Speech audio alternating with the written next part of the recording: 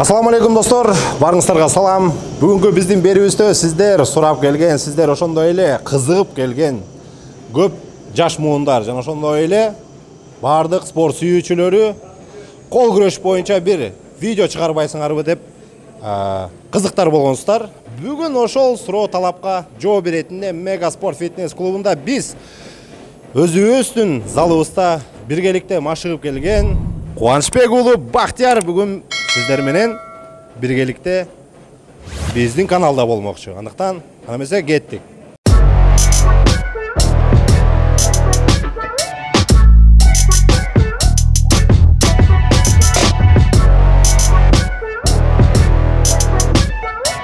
Достор, мынакей бүгүн Бактияр бизде конокто.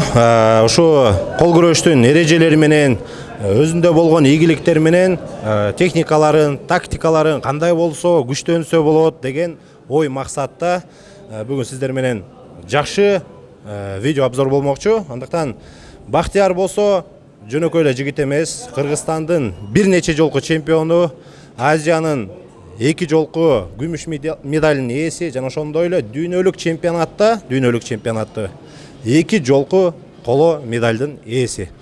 Бактияр, айтсаң, биз негизи Баха дейбиз, Баха эле дейлик. Негизи Баха канча жылдан бери машыгып келесиң? Анан кийин ушул аракеттерди кылып атканда сенде кандай травмалар болду? Кандай болгон? Ийгиликке жетиш үчүн канча жыл убакыт кетирдиң? Ушул спортто канча жылдан бери жүрөсүң? Şu sportta gelgenim 2008 yıldan beri gelgem. Şu gelip öyle şu güreşte trenirovka kılıp жүрүп, şu Greko-Римский güreşmen güreş бердим. Андан кандидат мастер спортта толтурдум. Андан белиме байланыштуу güreşчү штаб кол күрөшкө өткөм. Точнее, бул негизи өзү эркин күрөш менен күрөшүп келгенсиң. Азыр болсо ошол баягы эми чоң спортто негизи травма болот, чоң баягы кыйынчылыктар болот эмеспи? Бирок ошондон кийин белиң ооруп калгандан кийин анан бул кол күрөшкө өткөн экенсиң да? Кол күрөшкө өттүк.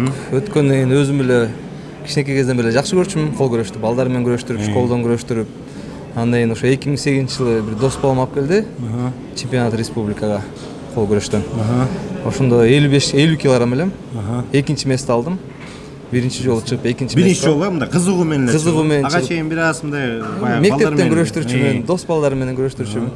Экинчи месте алдым 2008. Ошондон баштап уже аябай өзүм кызыкчымын, огош бетер кызыга баштадым. Катышып, ошо 1 жыл бою аябай тренер машыктык, кыйынчылыктар болду. Техникаларын үйрөндүк. Ошо боюнча машыгып 2009 жылы республика Бишкектен Кыргызстандын биринчилигинен биринчи месте алдык. Андан кийин Азия чемпионатына бардык. Анда ошондо 22 жаш болуп чоңдордун арасына түшүп калдым. Взрослый деп, по мужикам деп. Ташкенттен экинчи месте алдым Азиядан. 3 айдан кийин чемпионат мир болду Италияда 2009. Ошол эле жылы. Ошол эле жылы. Италияга барып 3-чү месте алып келдим чоңдордун арасынан. Ошо келгенден кийин бияктан биздин спорт комитеттен эл аралык спорт чөйрөн беришти. Мынакей 1 жылдын ичинде достор, кызыгуунун арты, үзүлбөгөн үмүт жана ошондой эле күчтүү аракеттин жыйынтыгы 1 жылдын ичинде дүйнөлүк чемпионатка барып 3-чү орундун ээси болуп келген Бактияр. Көрдүңөр да. Өзү кичинекей эле, салмагы кичинекей эле, бирок ушундай болгон балдардын бардыгын келтирчү жерин келтирет. Бизди дагы бир убактарда келтирип турган. Азыр көптөн бери күрөшө элекпиз Баха экөөбүз. Эми жакынкы күндөрдө Баха башка жакта даярданып атты окшойт. Мен бияктан ушу Баха көргөзгөн нерселерди кылып аттык. Бүгүн эми байкайбыз го финальный мөөнөттөрдө. Баха, айтсаң, мынакей азыр бул кол күрөштө көп жаштар баягы кызыгышат, абдан. Мисалы, мен сыяктуу колдору чоң болуп турса эле, көптөр ойлошот да, мен бардыгын утам, күчтөнөм депчи. Негизги бул сыр эмнеде? Негизги күчтүүлүк кайсы жерде болот? Колдун кайсы булчуңдарында болот? Ошолордо мындай баягы мынакей азыр көп спорт сүйүүчүлөр карап отурат, тыңдап отурган чагы, эмнелерди кылыш керек? Бардыгын сен айтып берсең, мисалы. Бияктаден эң биринчи ойлойм адам өзүнөн, адам эркинен. Ошо эрки күчтүү адам көп нерсеге жетсе болот.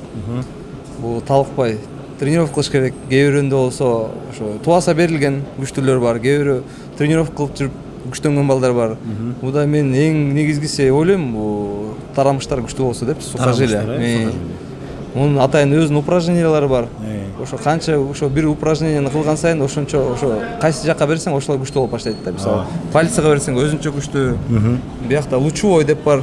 Үстүнө берсең үстү күчтөнүп баштайт. Бицепс көрсең бицепс, трицепс көрсең трицепс, өзүнүн упражнениялары бар. Көнүгүүлөр көп болот. Азыр мондай кылбайлыкпы? Азыр мисалы бул жактан сен мага баягы көп учурда көргөзүп берчилең го көнүгүүлөрдүчү. Именно бул тараптанчы. Ошол тарапка кылып аткан аракеттерибиздин мисалы спорт сүйүүчүлөрүнө мен ойлойм да бир жөнөкөй багытта көргөзүп берели депчи. Анткени айыл жергесинде мисалы же болбосо дегеле алыскы региондордо мондай бизге могу жерде кылып аткан керектүү шаймандар жок да. Мисалы үй шартында кандай кылып машыксак болот, ошо тууралуу көргөзүп берелик анда.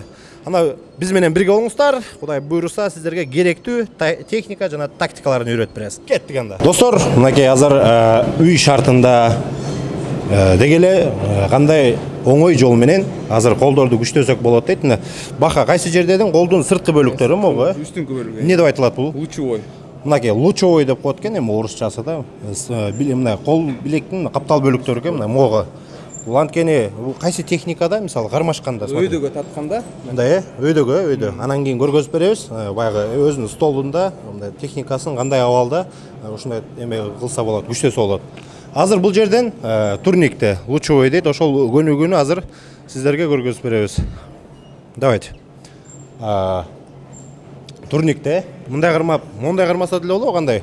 Эки багытта. Мындай лучевой иштеп атканга бул эң жакшысы мондай багытта кармаган жакшы. Мондай кармаган да? Кана көргөзсөң азыр. Өтө ылдый түшпөй. Алабызбы? Өтө ылдый түшпөй, ушул положениеде. Өйдөрө. Ылдыйдан өйдөгө эле. Мына могу булчуң абдан жакшы иштейт экен да. Аябай. Мынакей. Өтө түшпөйсүңөр, көрдүңөр, Кармап турабыз. Мына могу тарамыш байкадыңар. Тарамыс байкадыңар, Аябай жакшы багытта иштеп атат. Муну канча ирет кайталаш керек? 15тен иштеш керек, 15 жолдан. 5 жол. 15 ирет кайталайбыз, 5 подход, 15 жол. Бул колдун капталкы бөлүгү.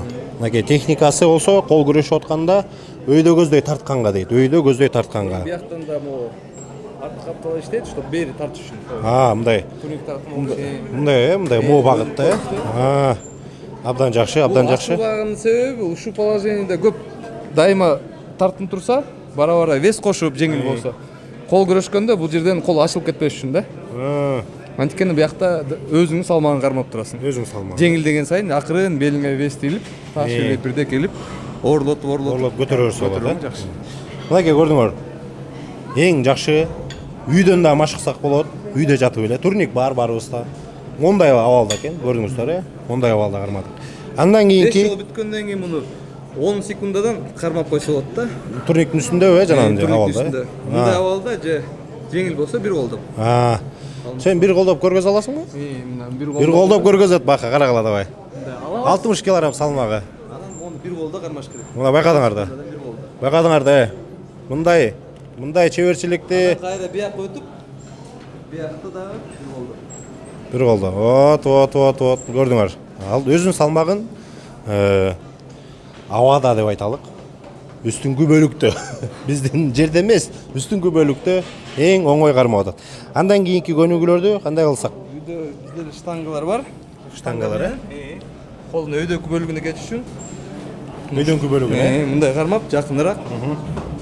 Денеге жакыныраак, ушул жерден мындайдан кетет. Көрдүңөр, хват мондай кармаш керек экен, чтобы мондай тартканга. Бияктан колдорго да кетет. Ушул чойго, колдорго. Белди түз удобный коюп, бекем кармап, түз коюп. Анан бияктан акырын иштеш керек. Өйдө көздөй, До конца чүрбөйбүз, аягына чейин. Ушул жерден кармайбыз, колдон напряжение менен. Кайра ушул жерден өйдөгө. Вот, эң сону. Ушундай.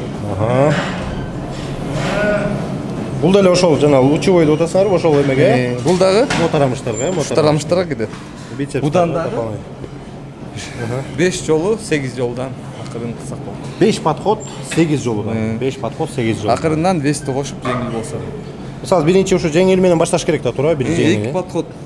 Жеңил өзү эле салмак, жеңил салмак. Жеңилдетип алып, андан кийин акырын кошуп. Хорошо. Так. Андан кийинки көнүгүүбүз болсо, мынакей жөнөкөй эле жипти байлап алып, ташка, любой ташка, темир тезекке. Эң башкысы салмак маанилүү. Бул жерде аз 5 килограммдык салмак болсо, Мына любой эле бир жипти аласыздар, мына көрүңүздөр. Айылдагы эле аркандарды алабыз. Күчкө жараша. Жеңил болсо акырын салмакты көбөйтөрсө болот. Үйдү үй шертинде чака. Чакага акырын байлап алып, жеңил болсо таштан салып. Чакага салып, ар бир кичинекей чоң таш, кичине таш өзүңүздүн күч аракетиңизге. Анан кандай кылып жасайт көргөзсүң? Була деле кол маякты туруш керек, иш жакка жакын. Тире болбайсыз, бош, абада. Ошону дакан түшүрбөйбүз. Биринчи разминка кылганда түшүрүп, өйдө көтөрүп, мындай көтөрүш керек да. Анан оорлогон сайын кармап, биякты. Ушул жерден түсүрөт. Буда да колдун үстүркү бөлүктөрү эң жакшы упражнениялардын бири бул да. Эң сонун. Деле бул сол кол менен да ушундай. Вот. Колдун бул бөлүгү иштейт экен, колдун бул бөлүгү байкагыла мына. Эң сонун. Сонун. Муну канча эреттен? Ар бир колубузга бир 4 подходтон, 5 подходтон жазаш керек да. Негизи мен бүт эле подходторду 5тен жазайм. 5тен, көбүрөөк количество. Көбүрөөк количестводон жазайм. Андайым эле жакшы чоң соревнование даярданганда оор вес, бирок 5-6 подход, бирок 4-5 жолдан эле кылып баштайм да. Тренер 4 подход десе, сен ийгиликке жетем десең, 5-6 подход жазаш керек деп бака айтып атат. Кол күрөшүн чемпиону.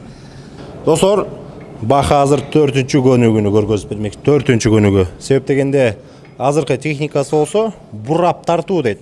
Колу жыгылып бараткан учурда мондойда атаандашынын колу күчү чарчаган убакта өйдө бурап, анан бул жакты көздөй басуу дейт. Мынакей кандай кылабыз? Керектүү снаряддар бар, тренажерлор. Ошонун ылдыйкы бөлүгүнө салып алып туруп, азыр мына бака көргөзгөн турат. Кандай кармаш керек муну? Бурап тартууда эң негизгиси колдун могу жерине өтүш керек. Могу бөлүккө, мисалы кол кармашканда бул жерден басат да, бармак үстүнө мындайынан басат да. Биякта именно бармактар келет, бияка ошо бармактардын мунун пальцларын ачыш үчүн ушу көнүгүүнү кылабыз. Мынакей. Көрүп атасыңар? Пальчиктерди ачыш керек. Карагыла. Onu жакыныраак тартып кой, именно көрүп алышсын. Закансы кое бербеш керек. Могу билектери уже лучевой кеткенде биякта күч жок калат. Ошон үчүн могу ушул положениеде кармайсыз, напряжение болуп туруш керек. Лучевой ушундан өйдө көтөрөбүз, кайра ушул темпке чейин түшүрөбүз. Хорошо. Эң сонун. Сол жактан болгондо эле ушул упражнение закансы буралма жок, буралып кеткенде күч жоготот адамдын. Ушундайда дайыма бул тырышып туруш керек да, напряжениеде туруш керек. Көйдө көтөрдүк, ушул жерден түштүк, ушул кайра өйдө. Бул каршылаштардын кармаганда бизче айтканда пальцларын ачканга да, жеңишке жет, манжаларын ачканга, жеңишке жеткенге. Муну деле бир 15-20 жол жазса деле болот да, туурабы? Ооба. Күчтүү болом десеңер, 15 десе 20 жол жазап койгула. 5 подход десе 6 подход жазап коюш керек да, чтобы ийгиликке жетиш үчүн. Ушул эле упражнениянды үй шартында. Ушул эле көнүгүү үй шартында. Жипти кармадык, жана таш турат. Жипти кармадык, ошол эле таш. Ушул эле жерден бурап, бурап тартуу. Эң башкысы мына, достор, карагыла, монтип, мондай шатасып кеткен жок. Могу жерден кармады, мондай тартып атат, көрдүңөрбү? Мону бурап тартып атат. Байкадыңарбы? Мына. Бекем кармайсыңар, өйдө көздөй. Жайыраак, Мына берчи мен көрөйүн. Мондай эле абалда, бул жагын кармаш керек, болду? Ушундай абалда, мындайраак, могу жерден кетет. Бул жерден. Так, өйдө көздөй мындай, Өйдө көзгөндө түшүрүш керек, могу положенияга чейин. Берге чейин. Могу кошулуп, бул жак. Кошо түшүрүп. Көтөргөндө ийип көтөрүш керек, ийип. Көрдүңүз? Түшүндүм, буяка. Буяка. Мындай, эң сонун. Байкаңарбы мына? Мындай абалда көтөрүш керек экен. Ийип, могу жерге чейин келип. Бул жерге чейин келди. Буяка ачпаш керек экен, Анткени буралып кетпеш керек. Вот. Байкадыңарда мерде тарамыштар, кан тамырлар кысылып, күчкө толуп аткан.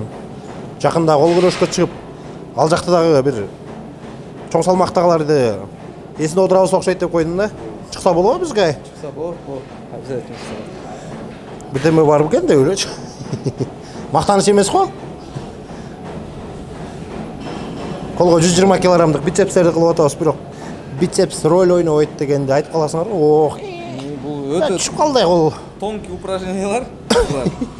Будан дагы мындай үй шартында болсо Бул кистини по чыңдаш үчүн отдельно моундай да упражнение кылабыз. Түз бияга түз болот, түздөн өйдөгө көтөрүп турабыз. Мындай эле, могу эле багытта. Ушул эле багытта көтөрөбүз. Ушундай 5 подход. Буда бир 15-20дан кылабыз. Кылып бүткөндөн кийин 1 минутадан Кармап туруш керек, э? 2 жолу статический упражнение. Кармап Ушуларды туруш керек, эч кармаганга. Кайра эле ушул эле упражнениени ушул жерден эле биякта колду такап алып, бурап кылабыз. Вот. Мынакей көрүп атасыңар. Эч кандай залга барып, же болбосо мүмкүнчүлүк издеп кереги жок. Арканды аласыз, үйдө чакан алдыңыз, ичине таштан салып туруп эле, жипти байлап алып, мынакей ушул видеодо көргөзгөндөй болуп машыгып туруп, 1 жылдан кийин мүмкүнчүлүк болушунча соревнования чыксаңар, точно ийгиликке жетесиңер. Пальцы бар. Кистилерди Колдорушта эң маанилүү кистилер. Манжалар. Манжалар күчтүү болсо, кээ бирөөнүкү бар, бицепс көп көтөрөт, адам тубаса күчтүү. Ооба.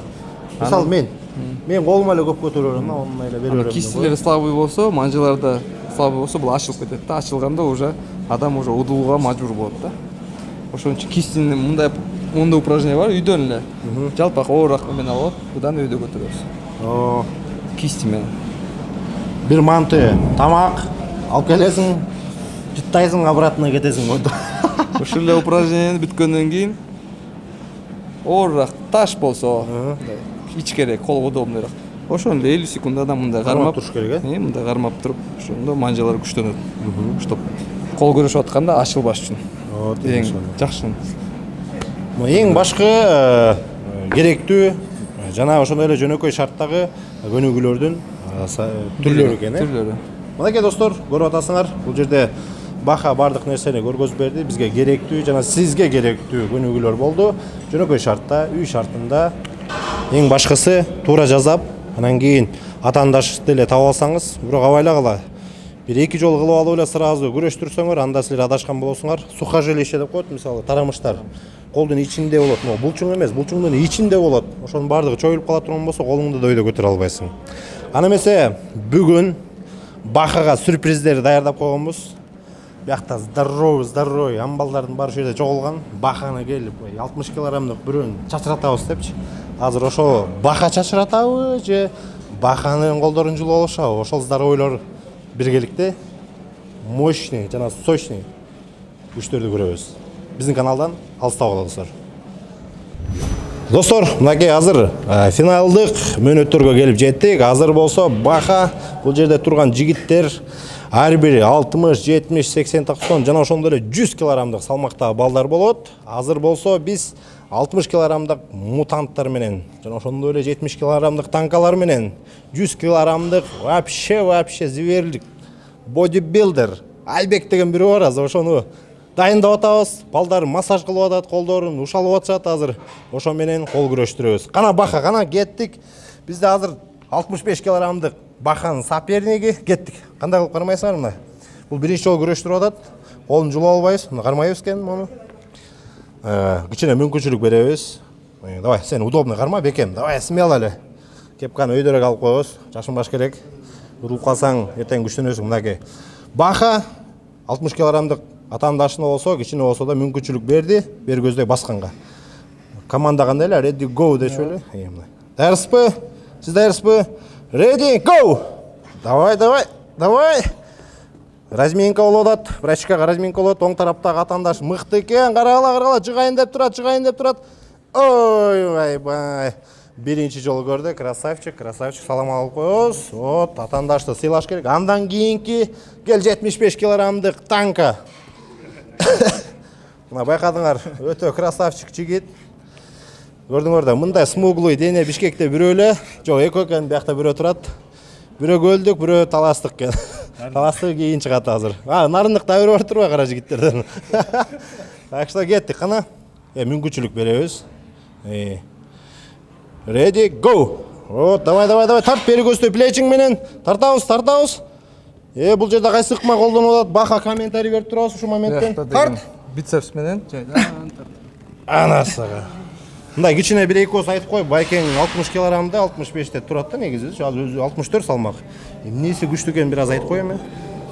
Кол абдан эле. Сабый жери жок, сабый жери жок. Бардык жери күчтүү. Рахмат. Көрдүңөр? Андан кийинки давай 90 килограммдар давай. 90 килограммдык мутанттар. Кел. Мындай сенин атаандаштарыңнан колдору узун, бойлору узундар эметте бул тоскоолдук жаратпайбы негизи бака. Ушундай кол күрөшүү учурунда. Негизи кол узун, эгер күчтүү болсо атаандаш сага тоскоолду жаратат. Тоскоолду жарашат эметет. Ошо пальчигин байкадыңбы сен? Уруп калды, Мен эчтекесин байкадыңар, мына пальчики, манжаларын көрдүңөрбү? Манжаларын байкадыңарбы мына? Бияк бетине уруп калды. Баканыкы болсо жарымында турат. Көрдүңөр да? Кана эми 90 килограммдык пушка, улук. Ичине мүмкүнчүлүк бериш керек. Даярбыз, Бекем кармайбыз. Давай бака. Ready, go! Давай, давай, давай. Могу жигиттин молжору күчтүү экен, жанагы айтып атпады беле, эмне деп аттыр. Ошонусу күчтүү экен, ошонусу.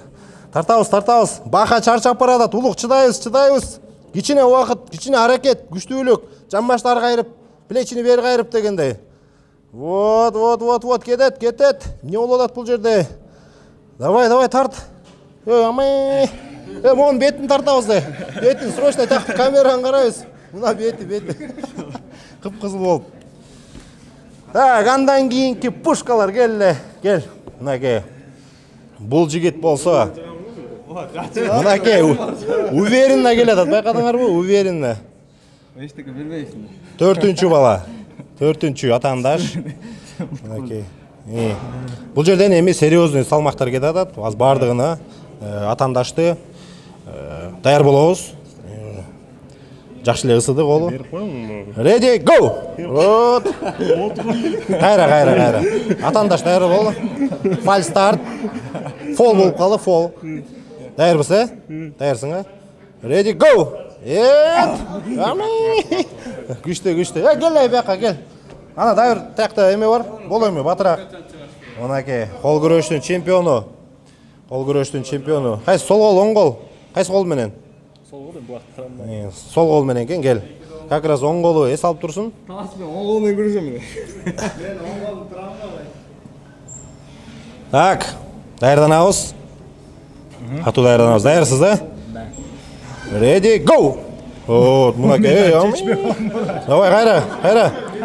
Фол. Жарабайт деп туралы эми, чычалап туралы биз да. Ready, go! Секунд да болгон жок, миллисекунд. Чоң рахмат. Так, кана талас. Кел эми. Талас.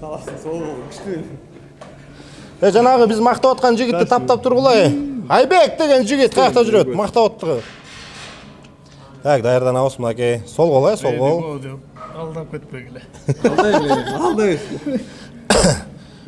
Жана кара тору смуглый красавчик жигиттердин бирөөсү ушул болчу. Бирөөсү утулуп калды. Азыр финалдык беттеште турушат азыр. Кана даярбыз, Мен түзөм. Сен буравайт, түз турат. Даярбыз. Ready, go! Жок, болбойт. Кайра. Болбойт деди. Кой тур. Мен да кичине эмет коеюн да, тартып коеюн да. Даярданабыз. Кетет. Даярбыз. Кол түздөйбүз бака. Кетти. Ready, go! Фол деп койчу эле. Батыраак кетип калды. Кана. Кетебиз. Даярданабыз. Ready, go! Держать. Не калды бер. Утту? Молодец, мынаке, мына. Всё. Эң акыркы финалдык беттешке. Ушул залдын өтө эле красавчиги. Ушул залда барын чачыратып салат. Айбек, кел эми финалдык беттешке, давай. Бүгүн звездный час келди. Так что өзүңөрдү көргөзгүлө. Колду алганда, Билбейм, ал шылтоо.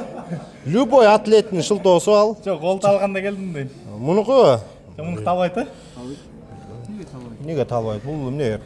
Таш беле. Нормаль жигит. Так, даярданабыз.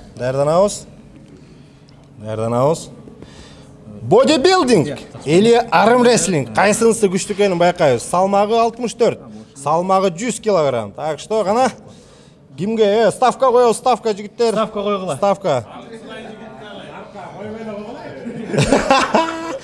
Көргөндөр эмне дейт? Ready, go! Кетет. Кармашабыз. Давай, максималдуу аракет кылабыз. Бодибилдинг. Колдогондор барбы, жокпу? Давай. Бул жерде эмне болуп атат азыр? Бака. Жөн эле турабы? Сен да жөн эле турат. Экөө тең жөн эле туруп тур. Кеттик анда, чыныгы иштеп баштайбыз азыр. Бол. Не болду, Баха? Күтүп атасыңбы? Учурду. Атандаш жакшы иштеп атат. Атандаш, 50 килограммдык бицепстерине иштеп атат. Тарт. Давай. Не болтат, мен тырыштырып алгач өкөңөр. Өкөңөрдү көтөрүп жибергим келип атат азырчы. Бол. Кана. Мынаке. Арым рестлинг утту. Эң башкысы. Качпай бияктан. Эң башкысы. Чебер деген чеберлигин кылат, күчтүүлүгүн кылат. Анда эмесе Баха экөөбүз бүгүн бир сынашып көрөлүк. Колу чарчап калганда айткам жана эле. Келгиле анда. Кел Баха. Даярсыңарбы? Мен өзү бодибилдинг боюнча күч аракетибиз жасайбыз. Бизде бул жак күчтүү, бирок могул жер күчтүү эмес да. Баха үйрөткөн техникаларга салып, жамбашты бияка кайрып. Даярсыңбы Баха? Команда, талас команда берип кой. Сөзүсүлө берип койгула, тур. Сен даярсыңбы? Даярсыз. Ready, go! Давай, серьезныйраак. Не болуп атат могу жигит? Сен чарчап атат. Мен чарчап атат ошондо.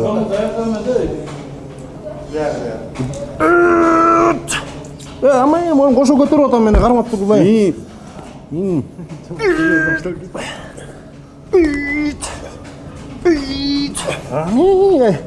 Таш го булай жигит. Жана өзгөргөндө монда болуш керек го. Мына могул жери менен тарттым, жана көрдүңөрбү? Кайрыды. Ошол жери менен бурап бастым мен. Мынаке. Эң сонун байкадыңар да. Кийсени байкадыңар да. Бул биздики болсо бицепс күчтүү, ошого салып, Баханын 64 килограммдык салмагын утуп алдык. Буюрса да күчтөнүп, арым рестлингке чыгып коелу деген жакшы ой, тилек, максаттар бар. Эгер мен арым рестлингке чыксам болобу? Силер ошого кызыктарсыңарбы десеңер, анда комментарий таштап, лайк басканды унутпагыла достор. Бүгүнкү берүүбүз арым рестлинг тууралуу болду. Арым рестлинг күчтүү экен же бодибилдинг күчтүү экен? Байкадыңар?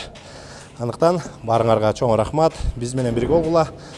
Биздин каналга катталып, ойлор менен бөлүшүп, ушул машыгууларды дайыше досторуңарга бөлүшүп турсаңар болот. Сиздер менен мен Келдибек Атайбеков болдум. Кийинки берүүгө чейин ден соолукта болуңар достор.